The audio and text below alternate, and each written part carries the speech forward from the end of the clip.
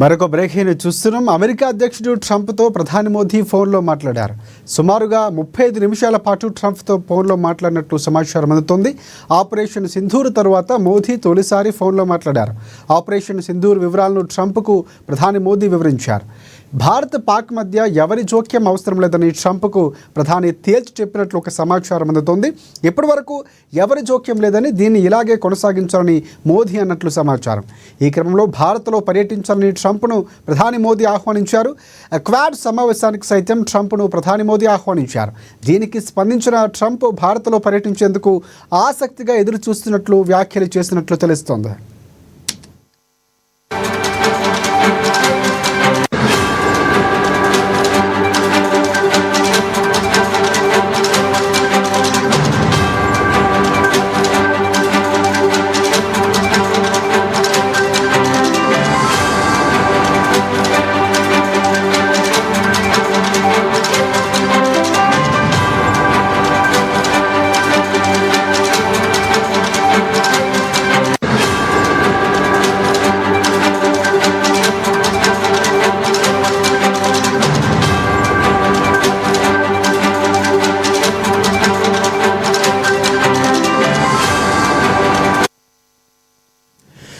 America అధ్యక్షుడు ట్రంప్తో ప్రధాని మోదీ ఫోన్లో మాట్లాడారు. సుమారుగా 35 నిమిషాల పాటు ట్రంప్తో ఫోన్లో మాట్లాడినట్లు సమాచారం. ఆపరేషన్ సింధూర్ తరువాత మోదీ తొలిసారి ఫోన్లో మాట్లాడారు.